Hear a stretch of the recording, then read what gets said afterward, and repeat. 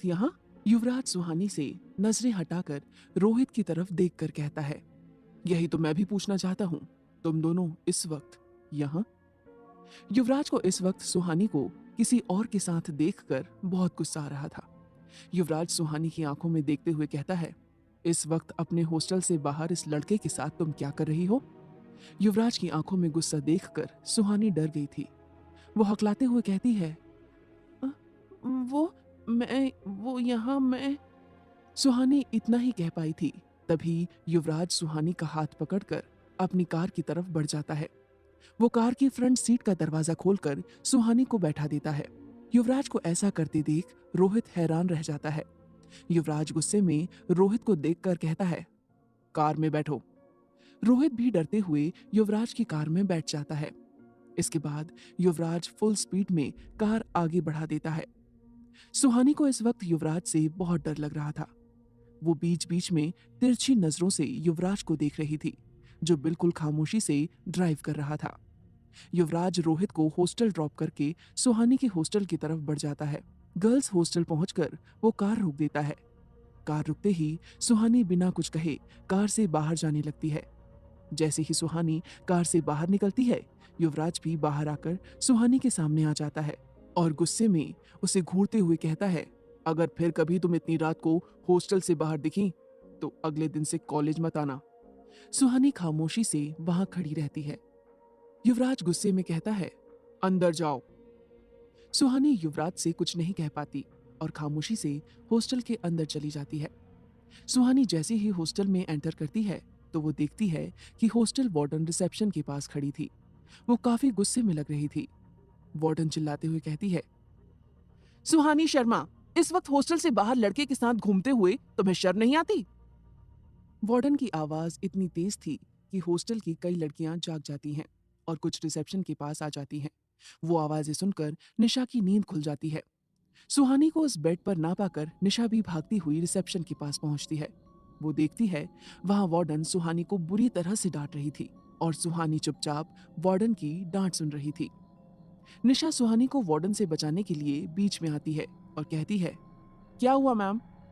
इस बात पर वार्डन और गुस्सा होकर कहती है, तुम्हारी रूममेट रात को 3:30 बजे हॉस्टल के बाहर लड़के के साथ घूम रही थी और ये बात मुझे कॉलेज के एक प्रोफेसर से पता चली। इसकी वजह से आधी रात को मुझे इतनी डांट सुननी पड़ी है। निशा हैरानी से सुहानी को देखती है। वो सुहानी को अच्छे से जानती थी, इसीलिए उसे वार्डन की बात पर भरोसा नहीं हो रहा था। सुहानी वार्डन को कोई सफाई नहीं दे रही थी। वो जानती थी कि अगर वो सच बताएगी तो कोई भी उसकी बात पर यकीन नहीं करेगा। सुहानी खामोशी से अपना सर झुकाए खड़ी थी। निशा सुहानी की तरफ से वार्डन से माफी मांगती है और बात को हैंडल करती है। कुछ देर तक निशा के कोशिश करने के बाद वार्डन कुछ शांत होती है। माहौल ठंडा होने के बाद निशा सुहानी को लेकर कमरे में आ जाती है। कमरे में आकर निशा सुहानी से कहती है, सुहानी, तूने मुझे बताया क्यों नहीं कि तेरा कोई बॉयफ्रेंड है? अरे, मुझे पहले बता देती तो कम से कम ये ड्रामा तो नहीं होता। और इतनी रात तुझे उससे मिलने जाने की क्या जरूरत थी? तू नहीं जानती क्या कि यहाँ कितना खतरा है? पता नहीं शहर में कितनी आत्माएं मंडरा रही हैं। सुहानी निशा को शांत करते हुए उसे आज रात की सारी बातें बताती है। वो सपना जिसमें कोई एक लड़की को मार रहा था, वो रोहित और युवराज के बारे में भी निशा को बताती है। सारी बातें सुनकर निशा कुछ सोचते हुए कहती है, अच्छा, तो वार्डन से तेरी चुगली युवराज सर ने की? निशा के सवाल पर सुहानी हाँ में अपना सर हिला देती है।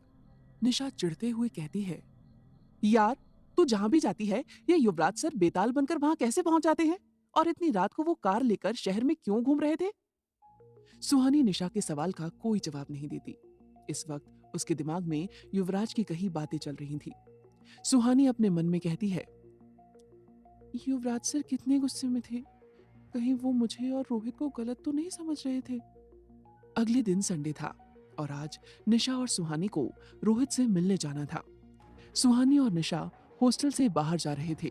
तभी हॉस्टल की एक लड़की निशा के पास आकर कहती है, निशा, तुमने सना को देखा क्या? निशा कहती है, नहीं तो क्या हुआ? तुम सना के बारे में क्यों पूछ रही हो? वो लड़की परेशान होकर कहती है, सना कहीं मिल नहीं रही है, उसका फोन भी रूम में ही है। कल रात वो हमारे रूम में ही सोई थी, लेकिन सुबह जब मैंने उठकर देखा तो वो हमारे रूम में नहीं थी। पता नहीं कहाँ चली गई। ये सुनकर सुहानी को कल रात का इंसिडेंट याद आता है। वो उस लड़की को याद करने की कोशिश करती है जिसे उसने सपने में देखा था। सुहानी अपने मन में कहती है, मैंने उस लड़की का चेहरा तो नहीं देखा था, वो कुछ कुछ सना जैसी लग रही थी। सुहानी उस लड़की से कहती है, एक बात बताओ, कल रात सना ने किस कलर के कपड़े पहने हुए थे? वो लड़की कुछ याद करते हुए कहती है, "उम्म, कल रात उसने व्हाइट कलर की नाइटी पहनी हुई थी।" अब निशा और सुहानी दोनों शॉक्ड रह जाते हैं। सुहानी निशा को देखते हुए अपने मन में कहती है, ऐसा कैसे हो सकता है? कल ही मैंने सपने में सना जैसी एक लड़की को उस विशिंग वेल के पास देखा था और आज वो लापता है। कुछ ही घंटों में सना के लापता होने की खबर पूरे हॉस्टल में फैल गई थी। सुहानी और निशा भी ये खबर सुनकर शॉक्ड थे। वो दोनों इसी बारे में बात करते हुए हॉस्टल से बाहर निकलते हैं। निशा परेशान होकर सुहानी से कहती है, ये कैसे हो सकता है? कल रात ही तूने सपने में सना जैसी लड़की को विशिंग वेल के पास देखा था और आज वो गायब है। सुहानी भी परेशान होकर कहती है, यही तो मुझे भी समझ नहीं आ रहा है। था तो वो सपना, लेकिन ऐसा लग रहा था जैसे सब कुछ मेरे सामने ही हो रहा है।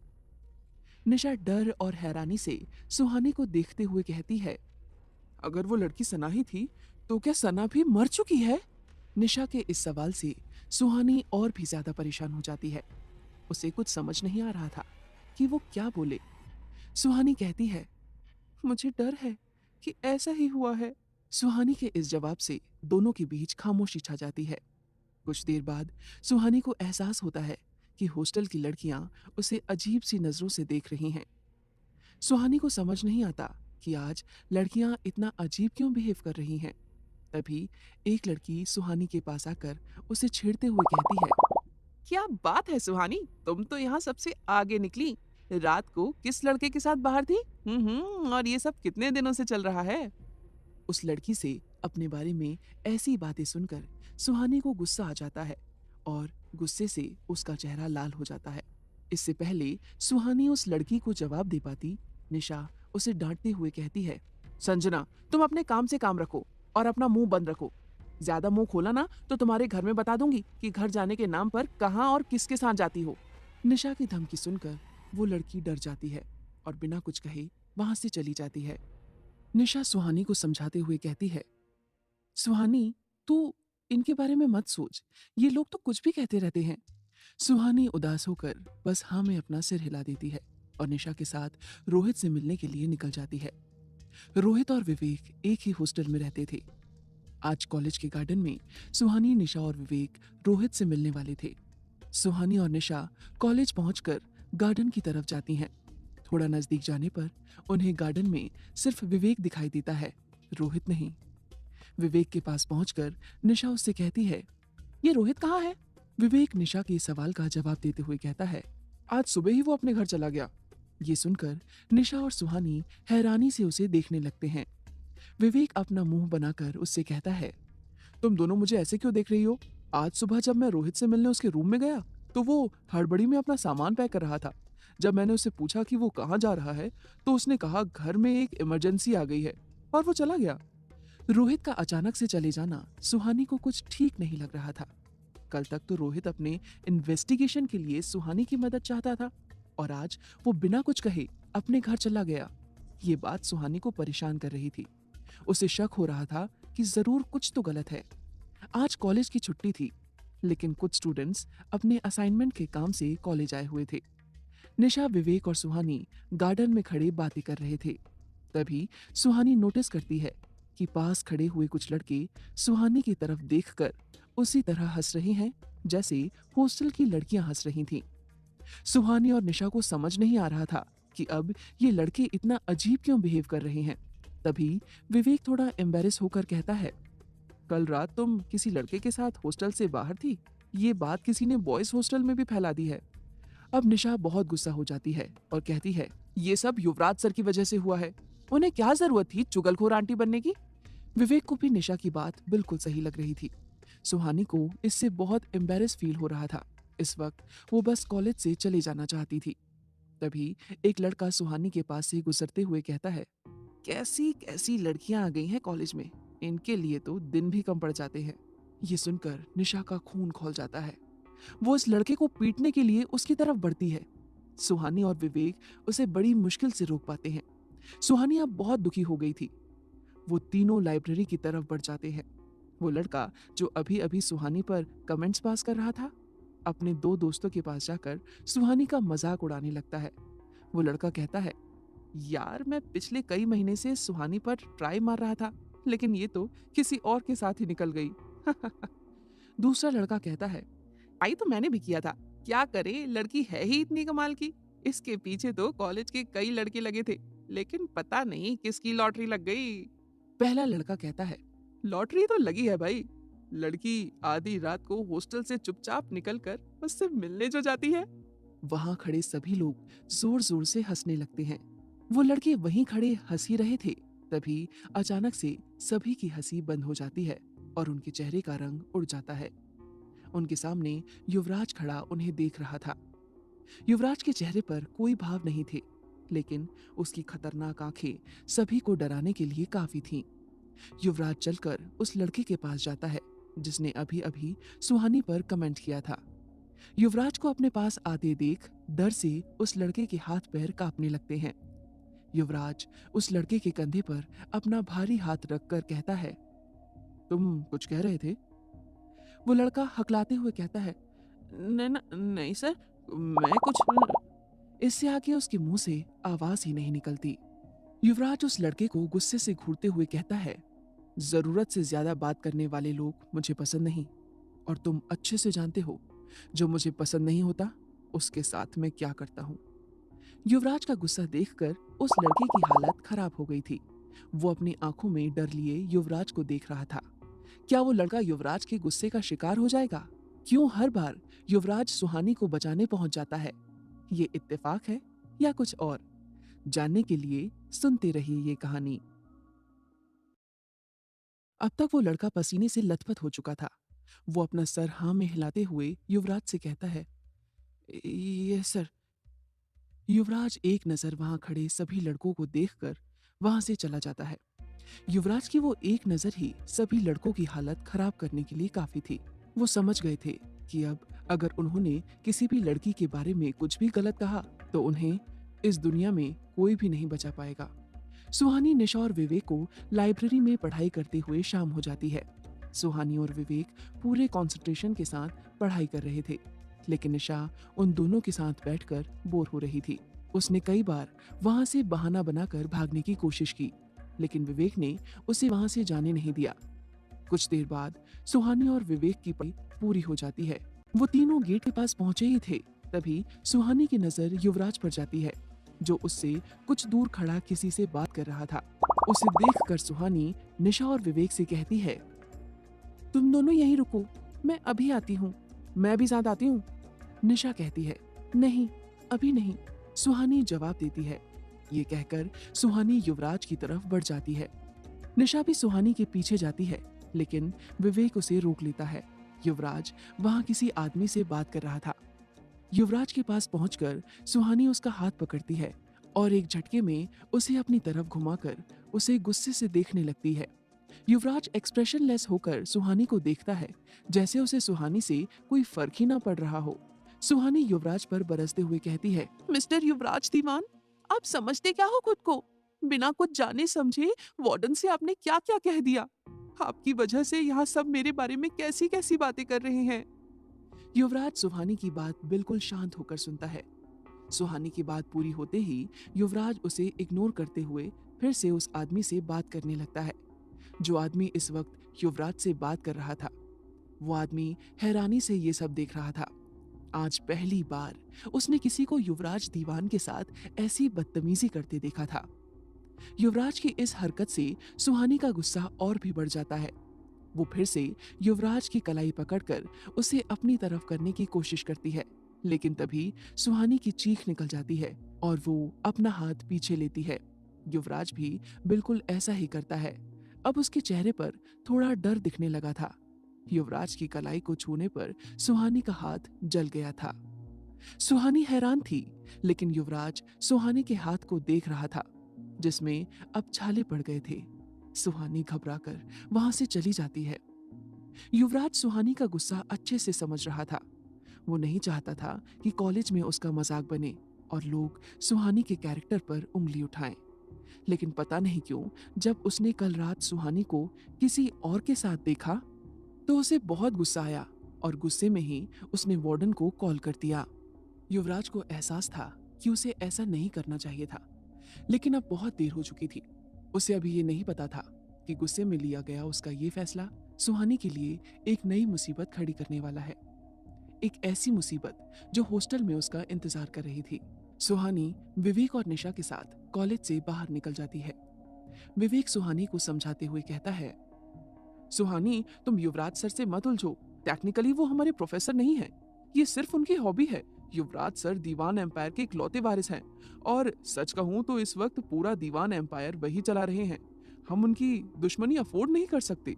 निशा भी विवेक की बात से सहमत थी। सुहानी उनकी बातें सुनती है और उदास मन से हॉस्टल की तरफ चलने लगती है। हॉस्टल पहुंचने पर सुहानी और निशा देखते हैं कि हॉस्टल के बाहर कुछ पुलिस वाले खड़े थे। पुलिस को देखकर निशा कहती है, शायद ये सना के मिसिंग केस के लिए यहाँ आए हैं। सुहानी निशा की बात का कोई जवाब नहीं देती। वो दोनों कुछ दूर रुककर वहां आई पुलिस को देखने लगते हैं।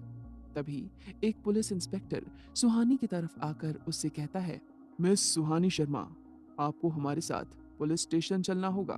पुलिस के ऐसा कहने पर निशा और सुहानी दोनों चौंक जाते हैं। सुहानी इंस्पेक्टर से कहती है, लेकिन सर मुझे पुलिस स्टेशन क्यों जाना होगा? इंस्पेक्टर सीरियस होकर सुहानी से कहता है, मिस सुहानी, कल रात से मिस सना मिसिंग है और कल रात आप भी हॉस्टल से बाहर थी। मुझे याद है जिस रात मिस मैरी का मर्डर हुआ था उस रात भी आप पुराने रोड के पास थी। हमें इस मिसिंग और मर्डर केस में आप पर शक है। इंस्पेक्टर की बात सुनकर सुहानी और निशा के होश उड़ जाते हैं। उन्हें बिल्कुल समझ नहीं आता कि आखिर सुहानी के साथ हो क्या रहा है और वो अब क्या करे। निशा इंस्पेक्टर से कहती है, सर आपको कोई मिसअंडरस्टैंडिंग हो रही है। सुहानी ने ऐसा कुछ नहीं किया है। वो किसी का मर्डर कभी नहीं कर सकती। इंस्पेक्टर सख्ती से कहते हैं, ये पता लगाना हमारा काम है। निशा उस पर गुस्सा करते हुए कहती है, आप ऐसा नहीं कर सकते। जस्ट बिकॉज आपको मर्डरर नहीं मिल रहा है इसका मतलब ये नहीं कि आप किसी को भी मर्डरर बना दोगे। इंस्पेक्टर अब निशा को वार्निंग देते हुए कहता है, देखो तुम हमारे काम में इंटरफेयर मत करो वरना मजबूरन मुझे तुम्हें भी अरेस्ट करना पड़ेगा। निशा और भी गुस्से में कहती है, ये अच्छा है, अगर कोई अपने हक के लिए आवाज उठाए तो उसे आप अरेस्ट कर दो। ठीक है, मैं भी देखती हूँ कि आप इसे कैसे लेकर जाते हो। सुहानी काफी परेशान हो जाती है, लेकिन निशा को देखकर वो डर जाती है कि निशा अपने लिए कोई मुसीबत न खड़ी कर दे। सुहानी निशा से कहती है, निशा पहले तुम शांत हो जाओ। देखो मुझे बचाने के लिए तुम्हारा बाहर रहना जरूरी है। अगर तुम भी मेरे साथ पुलिस स्टेशन चली गई तो हमारी मदद कौन करेगा? ये सुनकर निशा शांत हो जाती है और इंस्पेक्टर सुहानी को अरेस्ट करके अपने साथ ले जाते हैं। निशा ये सब बस देखती ही रह जाती है। वो सुहानी को बचाने के लिए कुछ भी नहीं कर पाती। दूसरी तरफ पुलिस स्टेशन में पुलिस सुहानी का इंटरोगेशन शुरू कर देती है। सुहानी पुलिस से बार बार कह रही थी कि उसे सना के मिसिंग होने के बारे में कुछ भी नहीं पता, लेकिन पुलिस उसकी एक नहीं सुनती। कुछ देर बाद सुहानी को लॉकअप में बंद कर दिया जाता है। इधर निशा विवेक को कॉल करके सारी सिचुएशन बताती है। सुहानी के अरेस्ट होने की बात पूरे कॉलेज में जंगल की आग की तरह फैल जाती है। निशा और विवेक पुलिस स्टेशन पहुंचते हैं और वहां पहुंचकर वो सुहानी को ढूंढने लगते हैं। वो दोनों इंस्पेक्टर के ऑफिस में जाकर उनसे कहते हैं, सर आपको कोई मिसअंडरस्टैंडिंग हो रही है। सुहानी का सना के मिसिंग होने से कोई लेना देना नहीं है। इंस्पेक्टर स्ट्रिक्टली जवाब देते हैं, ये पता लगाना हमारा काम है, हमें अपना काम करने दो। निशा इंस्पेक्टर से कहती है, सर सुहानी ऐसे लॉकअप में कैसे रहेगी, प्लीज उसे जाने दीजिए। वो इंस्पेक्टर भी काफी समय से शिमला में ही रह रहे थे। उन्हें भी इस बात का अंदाजा था कि इन मर्डर्स के पीछे सुहानी का हाथ होना इम्पॉसिबल है, लेकिन उसे एक कंप्लेन मिली थी जिस वजह से सुहानी को अरेस्ट करना जरूरी हो गया था। वो निशा से कहते हैं, अगर तुम्हें सुहानी को रिलीज करवाना है तो तुम्हें उसकी बेल करानी होगी। जाओ और किसी वकील से मिलो, बिना बेल के मैं उसे नहीं जाने दे सकता। इंस्पेक्टर की बात सुनकर निशा और विवेक पुलिस स्टेशन से चले जाते हैं। रात के 8 बज गए थे। इस वक्त उन्हें कोई लॉयर मिलना पॉसिबल नहीं था, लेकिन फिर भी वो दोनों अपनी तरफ से पूरी कोशिश करते हैं, लेकिन कोई फायदा नहीं होता। आखिर थक हार कर विवेक निशा से कहता है, निशा, आज तो कुछ नहीं हो सकता। हमें कल तक का इंतजार करना ही होगा। निशा इसके जवाब में कहती है, हम ऐसे सुहानी को पूरी रात लॉकअप में नहीं छोड़ सकते। अगर रात में उस पर फिर से अटैक हुआ तो? विवेक को भी यही डर था।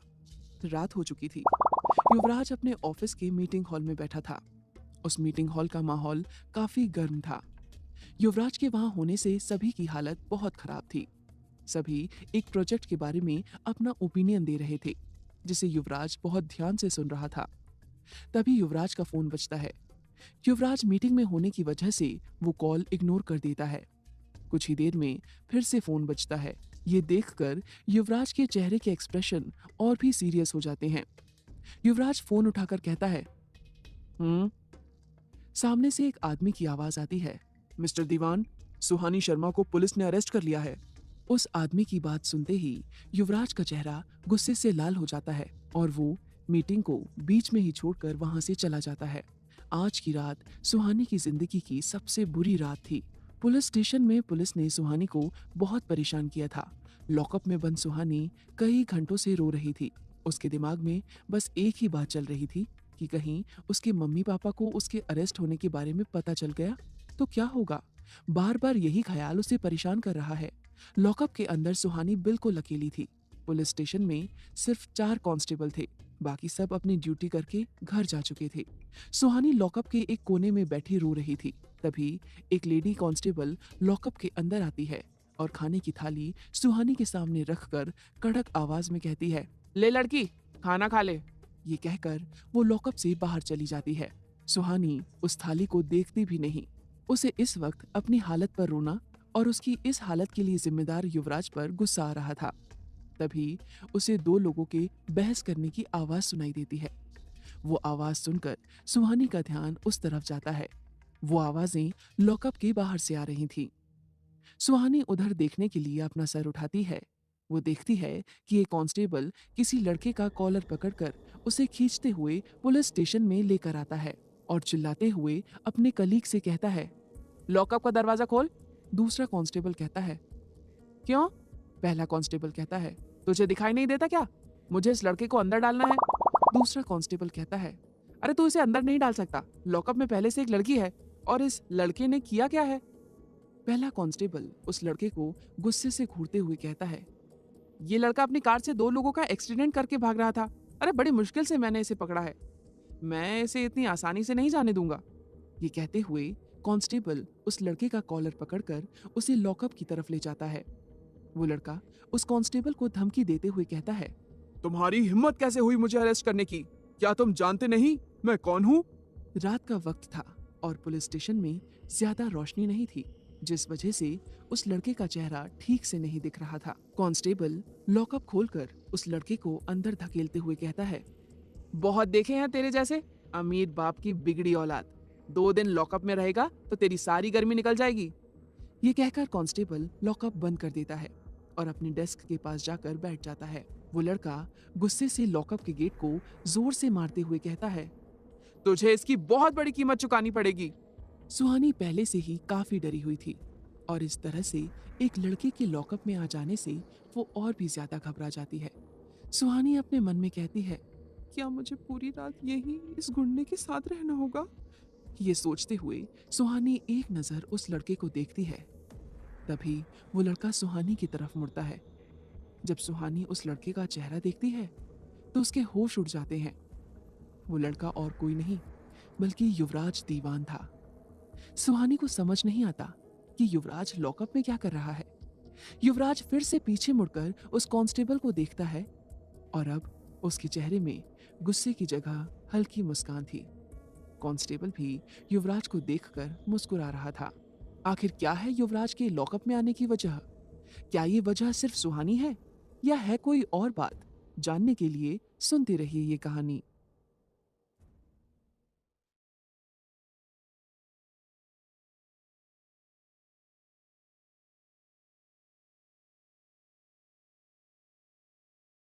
युवराज फिर से सुहानी की तरफ मुड़ता है।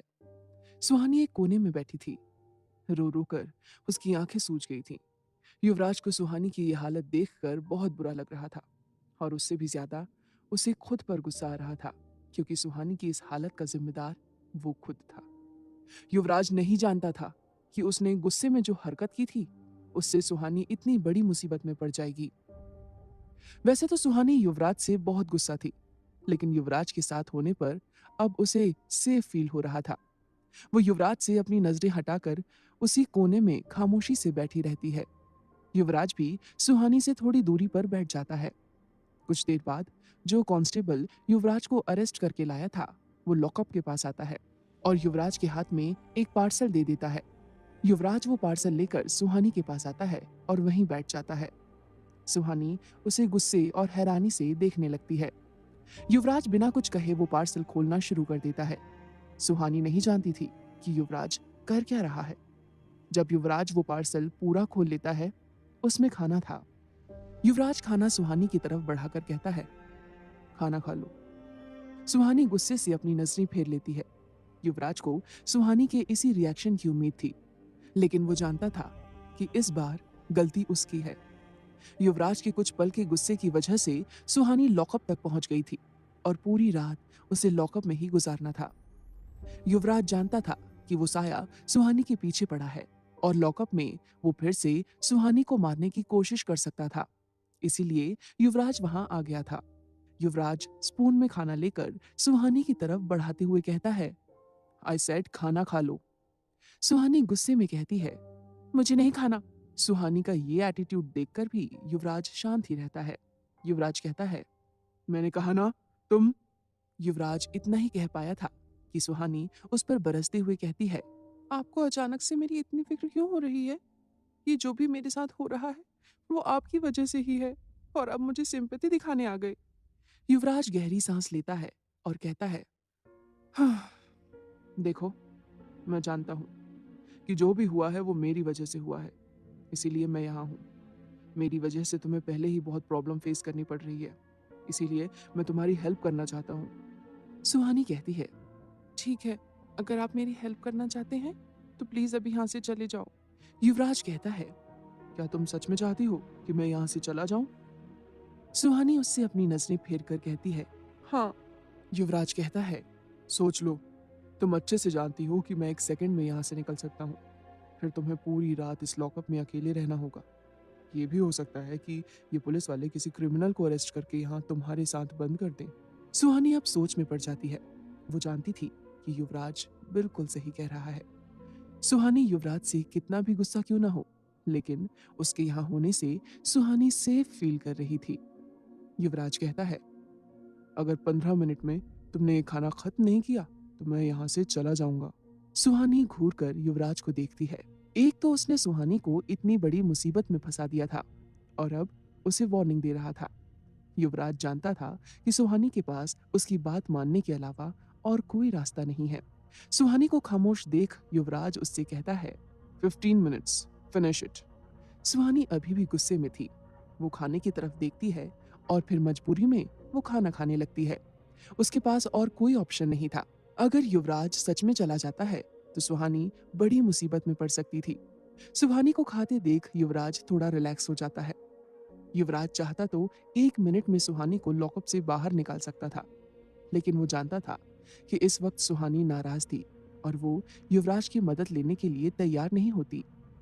सुहानी आज बहुत थक गई थी। खाने के बाद वो लॉकअप की दीवार पर अपना सर टिकाकर बैठ जाती है और थोड़ी ही देर में उसकी आंख लग जाती है।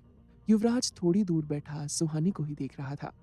उसकी आंखों में नींद का नामो निशान नहीं था।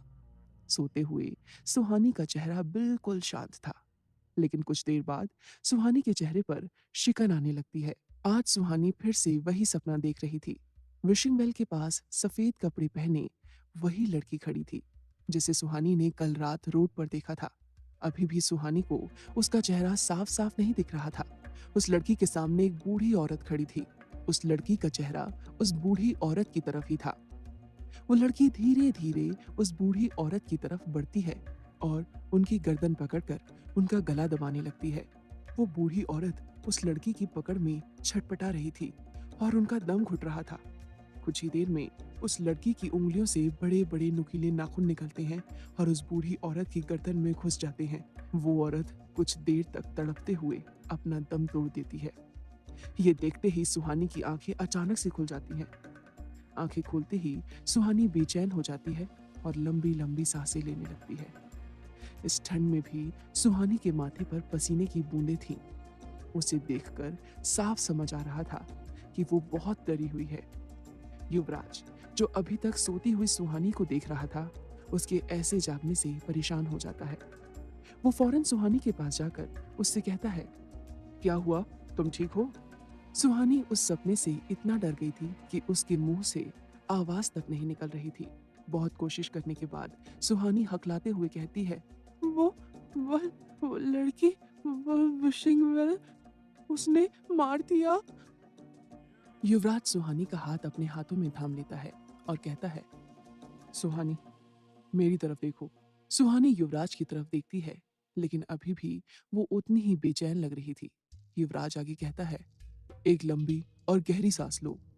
सुहानी बिल्कुल वैसा ही करती है। युवराज सुहानी के हाथ पर अपनी पकड़ मजबूत करके कहता है, कुछ नहीं हुआ है, तुम यहाँ बिल्कुल सेफ हो। अब मुझे बताओ क्या हुआ। युवराज को वहां देखकर सुहानी शांत होने लगती है। वो इतना तो जानती थी कि अगर युवराज उसके साथ है तो कोई खतरा उसे छू भी नहीं सकता। सुहानी युवराज की आंखों में देखकर थोड़ी घबराहट के साथ कहती है, आज रात विशिंग वेल के पास फिर से एक मर्डर हुआ है। उसने एक बूढ़ी औरत को मार दिया। युवराज चौंक जाता है और कहता है, तुम्हारे कहने का क्या मतलब है? तुम्हें कैसे पता कि आज वहां मर्डर हुआ है? सुहानी कहती है, कल रात मैंने सपने में एक एक लड़की को विशिंग वेल के पास देखा था। उस साय ने लड़की पर हमला किया था। वो लड़की बिल्कुल सना की तरह लग रही थी और आज सुबह से सना गायब है। अभी मैंने फिर से सपने में देखा कि वहां एक और मौत हुई है, एक बूढ़ी औरत की मौत। युवराज अभी भी ठीक से समझ नहीं पा रहा था कि सुहानी कहना क्या चाहती है। युवराज उसे समझाते हुए कहता है, तुम पहले शांत हो जाओ और फिर मुझे पूरी बात बताओ। सुहानी युवराज को कल रात की सारी बातें बता देती है कि कैसे वो आधी रात में रोड पर पहुंच गई थी और उसने एक लड़की को देखा। सुहानी पूरी बात बताकर युवराज से कहती है, कल अगर वक्त पर रोहित नहीं आता तो शायद वो मुझे भी मार देती। कल रात उसने मेरी जान बचाई थी और आपने पता नहीं क्या समझ लिया।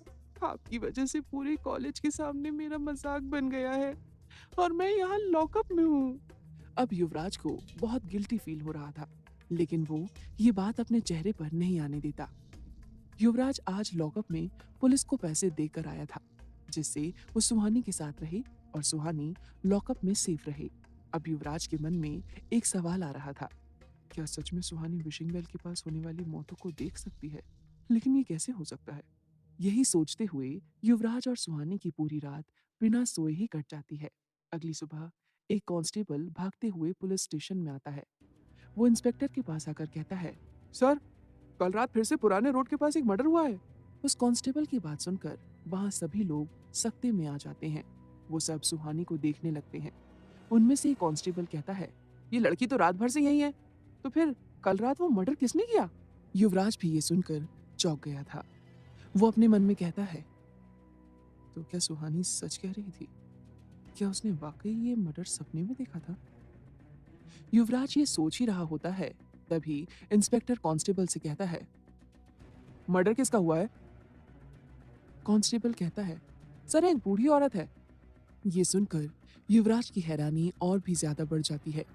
वो सुहानी की तरफ देखता है। सुहानी डर और गुस्से से युवराज को ही देख रही थी। युवराज फौरन सुहानी के पास जाकर उसकी दोनों बाहों को कसकर पकड़ लेता है और उसकी आंखों में देखकर कहता है, तुम इन मर्डर्स को कैसे देख सकती हो? सुहानी युवराज के सवाल का कोई जवाब नहीं देती, क्योंकि उसके पास खुद इसका कोई जवाब नहीं था। इतने में निशा और विवेक एक वकील को लेकर पुलिस स्टेशन आ जाते हैं। सुहानी को बेल मिल जाती है और पुलिस उसे छोड़ देती है। सुहानी अपने दोस्तों के साथ पुलिस स्टेशन से चली जाती है। युवराज परेशान होकर वहीं लॉकअप में ये सब सोच रहा था। तभी इंस्पेक्टर की नजर युवराज पर पड़ती है। वो इंस्पेक्टर युवराज को लॉकअप में देखकर डर जाता है। इंस्पेक्टर युवराज के पास जाकर घबराते हुए कहता है, मिस्टर दीवान, आप? इंस्पेक्टर ये सोचकर ही डर रहा था कि आखिर युवराज दीवान को अरेस्ट करने की हिम्मत किसकी हुई। जिसने भी ये काम किया हो, लेकिन उसकी कीमत सबको चुकानी पड़ सकती थी। युवराज हिमाचल का सबसे पावरफुल इंसान था और किसी के लिए भी उसे हाथ तक लगाना नामुमकिन था। इंस्पेक्टर यही सब सोचते हुए लॉकअप खोलता है। इससे पहले इंस्पेक्टर कुछ कह पाता, युवराज तेज कदमों से वहां से चला जाता है। अब वहां कोई भी युवराज को रोकने की हिम्मत नहीं कर पाता। इधर पुलिस स्टेशन से निकलकर सुहानी, निशा और विवेक एक कैफे में आ गए थे। सुहानी अभी बहुत परेशान लग रही थी। निशा और विवेक को सुहानी के लिए बहुत बुरा लग रहा था। उन्हें लग रहा था कि सुहानी पुलिस की टॉर्चर और लॉकअप में रात बिताने की वजह से परेशान है, लेकिन वो नहीं जानते थे कि सुहानी की परेशानी की वजह कुछ और ही है। निशा सुहानी के कंधे पर अपना हाथ रखकर कहती है, सुहानी, तू ठीक तो है ना? इन लोगों ने तेरे साथ मिसबिहेव तो नहीं किया? सुहानी इसका कोई जवाब नहीं देती। निशा और विवेक सुहानी के इस बर्ताव से और भी परेशान हो जाते हैं। दोनों एक के बाद एक करके कई सवाल सुहानी से करते हैं, लेकिन सुहानी उनके किसी सवाल का कोई जवाब नहीं दे रही थी। वो किसी और ही ख्याल में खोई हुई थी। निशा और विवेक को सुहानी का ये बर्ताव समझ नहीं आ रहा था। कुछ देर बाद सुहानी आंखों में खौफ लिए निशा और विवेक की तरफ देखकर कहती है, कल रात मैंने सपने में विशिंग वेल के पास एक बूढ़ी औरत का मर्डर होते देखा। निशा भी उन्हीं नजरों से सुहानी को देखते हुए कहती है, और सुहानी जवाब देती है, आज वहां एक बूढ़ी औरत की लाश मिली है। सुहानी का जवाब सुनकर निशा और विवेक सकते में आ जाते हैं। काफी देर खामोश रहने के बाद विवेक निशा और सुहानी को देखकर कहता है, इसका मतलब सच में सुहानी विशिंग वेल के पास होने वाली मौतों को देख सकती है? क्या है सुहानी के सपनों का राज? क्यों सुहानी विशिंग वेल के पास होने वाली मौतों को देख सकती है? क्या सुहानी और साय के बीच कोई कनेक्शन है?